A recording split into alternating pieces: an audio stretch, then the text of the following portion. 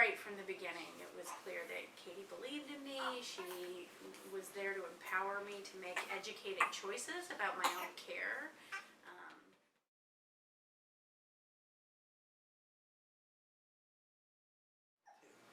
Well, when I was first pregnant with my older son at 28, I just thought when you're pregnant, you have to go to a hospital and they help you have your baby. I didn't know any different. And a friend of mine who I knew to be very research oriented was the one that first informed me that a water birth was a really safe, peaceful way to bring a new life into the world. And that sent me on a path where if water birth is well established as a safe, peaceful birth mode, where can I do that? And that led me to a birth center where I was cared for by midwives, and I didn't really know that I was choosing an alternate path back then. I was just doing what had been presented to me as the safest, most peaceful way to bring my baby in, and that made sense for me. It was a stretch for me to, let's have a home birth at first. I was like, what? Why don't we go to Beth Start, or we don't have to be having it in a hospital. Let's go with some professionals or whatnot. So when I said, I was probably gonna want to have my baby at home, he was like, hold on, it's my baby too. Like, you're not just gonna make this decision without me. And I was like, well, I'll show you some stats, and then you'll see that it's a safe choice. Yeah, with more education. And that's what she really wanted. And then the water birth, and I started to kind of visualize it, her vision, and she would explain it to me. Then I was more on board with it. But I needed to be convinced, and I had to convince myself. So the education that you provided, and care, and that she gave to me, all the research and that kind of stuff. And really what got me, the turning point, was the statistics. Seeing the statistics on screen or whatever, it was kind of a no-brainer. The data shows, like, pretty significantly how much safer it is to have your child at home or naturally or at a birth center, right? So I felt confident because we had a plan. I asked a ton of questions for, what if this happens? What if that happens? Or what if there's an emergency? So, and then what put my mind at ease was that, you had said, if something's going to happen, I'm going to know well in advance. The other side of that is that the midwives and the team, the birth team, are professionals and super experienced, and they know what they're doing, and they know what to look for. So that, both of those together gave me the confidence to finally be at peace with it. The other thing too is, I don't particularly like the hospitals because there's just a ton of germs there, and that's where sick people go. And pregnant women aren't sick, they're pregnant. So I was there for my niece's birth, and after she came out of her mama, it was in a hospital, the nurse swooped in and grabbed the baby and stuck her across the room under a heating lamp, just alone, in this plastic bassinet under a heat lamp, like an order of fries. And it was extremely distressing to me, because the baby is just brand new out of mama's womb, just howling and just clearly distressed. And it was distressing for me. And then I looked at my sister-in-law, this brand new mommy, being made to lay in bed while her baby's across the room. And I moved over to at least hold my niece's hand and comfort her, and the nurse shushed me away, like I was in the way. And even my older brother was like, they know what they're doing, get out of the way. And I just thought, no, she doesn't know what she's doing. She's distressing the baby and the mama. Sophia's birth. Sophia. She can't possibly know that what she's doing in an event to efficiently do her job. What she was trying to do was get the baby's vitals and weigh the baby, but what she was actually doing was causing a lot of distress to the newborn baby's central nervous system. To stick her under a heat lamp as though that was it just was not acceptable at all. My mama bear instinct, if that was my baby, she would not have left my arms. I certainly couldn't sit in bed and listen to her scream while some medical professional that thought that they knew what needed to happen thought that just getting the baby's weight at that moment was more important than baby bonding with her mama. It was just a weight check. It was a weight check. There was nothing wrong with the baby. Yeah. She wanted to get her little wristband on and weigh the baby, wipe her down. You know, it was nothing that needed to happen. It was clear to me then, you know, that not all hospital procedures are done for the well-being of the mom and the child. Some of them are done because of routine, because that's just the way we do it, you know. And it was like, you know, the second thought I had, I saw the positive pregnancy test, and I, you know, thought about how I was going to tell Chris that we were pregnant, and then, like, the second thought was Kayti. My inner knowing was like, that's the energy that I want. That's what I want to support me, is that what you bring, that energy. And I didn't really even know you that well, but I just trusted that. I was like, that's, you know, that's who's going to be my midwife. So continuing care with Kayti, our home birth midwife, made a lot of sense when, you know, right from the beginning, it was clear that Kayti believed in me. She was there to empower me to make educated choices about my own care, and that it was a natural process, that she was going to be there with me throughout the unfolding of that process and help navigate the journey, but vastly different than a medical model of care where it was like the assumption is you're sick, there's something wrong with you, you need medical intervention. The care that you provide is more, let's walk this path side by side, and you're the leader, but I'm here as your trusted advisor to help you make these decisions about things that you might not know about that you're going to face on this journey. So with Valer,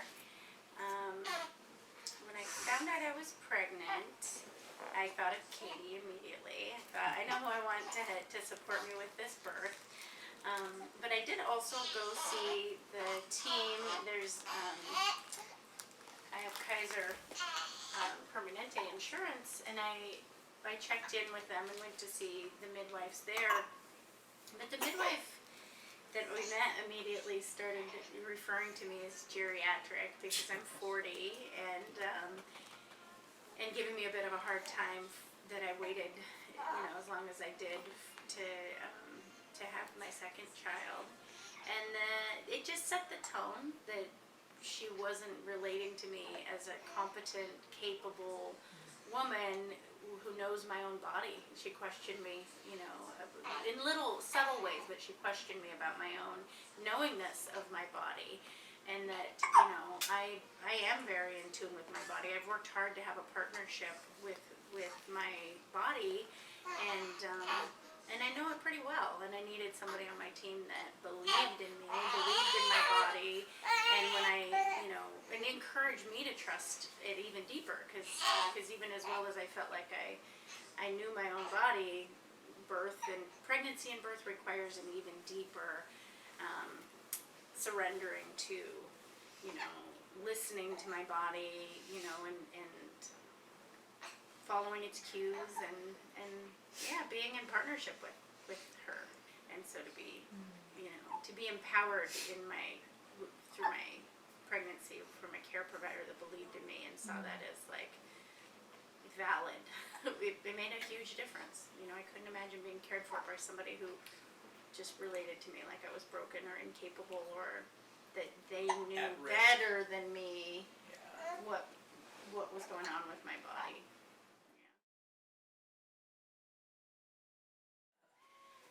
I mean, I loved that it was like meeting with a friend who knows everything that I needed to know about birth and pregnancy and everything. So the environment's very welcoming, relaxed. It wasn't like rushed appointments and, you know, waiting for a doctor who's running behind and then getting pushed through. It was like, oh, this is a special time to talk about you, your pregnancy, your body, your baby. A couple times I even felt guilty because I felt like you were more excited to hear the baby's heartbeat than I was. You were like, we're gonna hear the baby's heartbeat, and I was like, oh yeah, you know.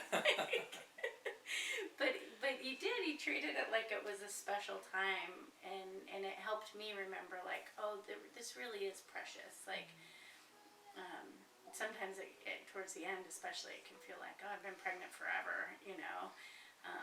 But each prenatal appointment felt special and like it was deliberate, you know. It wasn't rushed, or, you know, I never felt in any way forced or pushed to make any decisions. You were willing to talk with us for as long as needed, really, about any topic. And I think several times we came to you and we're like, well, let's talk about this test again. Like, tell us for the third or fourth time, why would we do it? Why wouldn't we do it? And you were always very patient about, you know, reviewing the information you may have already shared with us or emailed us or referred us to an outside resource. But until we'd finally grasped it and made the decision that we were comfortable with, you were always willing to keep educating and keep empowering.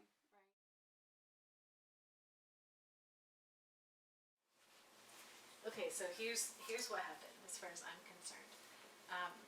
I got here and Amy opens the door and she's like, "Hi!" And I thought, okay, I'm gonna go home, and we're not having a baby right now. That's okay. I'll just say hi, listen to the baby, check you out, just say hi. Yeah. And so I turned to Amy and I'm like, okay, let me just listen to the baby real quick, and I'll head on out. Yeah. And then we come over here to the sofa. This was so mind-blowing for me, right?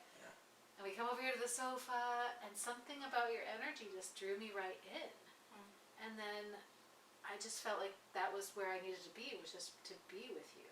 I don't think that that's what did it, but I think having the presence of your midwife here and like slowing down and coming and laying on the couch, and like I think that just like let the release happen. And it was you just started one contraction after another after that. I think we had to go wake up Chris. When we came out, when we we were listening to the baby's heartbeat and stuff, but yeah, it did help. Like, your presence had a very calming, like, okay, now we can give birth. You know, I'd been allowing my body to work towards that all day, and allowing each surge and, you know, contraction to be as efficient as possible at opening and allowing baby to move down. But once you were here and you really got present with us, it helped me really just relax. I remember you looked at me and were like, do you want to have your baby tonight? That's right. And I got to think about it like, well, you know, if it was, and I never assume that it is entirely up to me, but if it was entirely up to me, yeah, you know, let's do it. Let's have a baby tonight. And so all the, you know, all the boxes were checked, all the lights were green. It was safe, it was time, we were ready, we were willing. It wasn't too late. You know, right. It was only like 7 o'clock at that point. Yeah, it was like 7 o'clock at night. So, you know, and I was like, okay, let's do this. And we all opted in, and he was born like an hour and 25 minutes after. Is that all it was? Yeah, because then we moved to the bed, and you guys were rubbing her.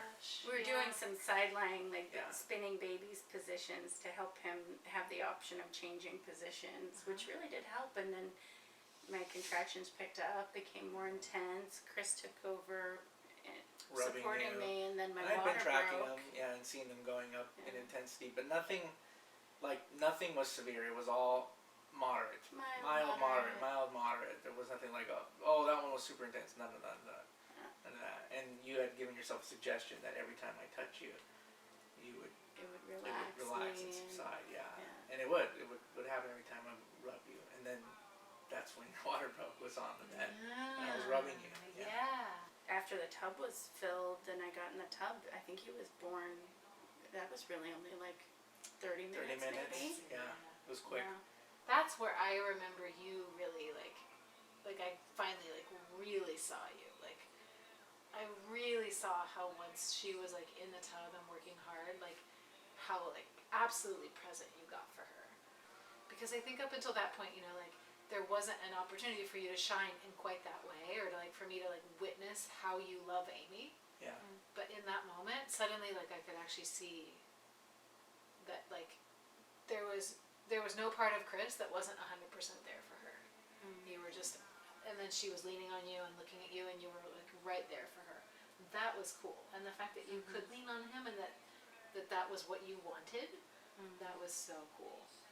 Yeah, That hold was your hand, really getting the nice. cold compresses, and Yeah, you right. could And your tell mom the was champ. there too. Yeah. It was me and your mom that was doing that Yeah, and you taking guys were turns. both- I felt very loved, and Yeah. it's just necessary for birth to go well. It's necessary for mom to feel safe and loved, you know, and that I think so too. having people around me that believed in me, that, you know, were there to support me, but ultimately knew that I was capable of this. It just, you know, creates a safe container for the baby to be born into too. I mean, look how relaxed he is. He knows he's loved. He knows he's safe. You know, I consider our birth extremely smooth and beautiful, peaceful, fun. You know, there were some funny parts, and I mean, we just felt like easy. You know, and we just relaxed at home all day and did meditations and took naps and hung out with our family, and then Kayti came and it was time to have a baby, so we did that. Yeah. You know, just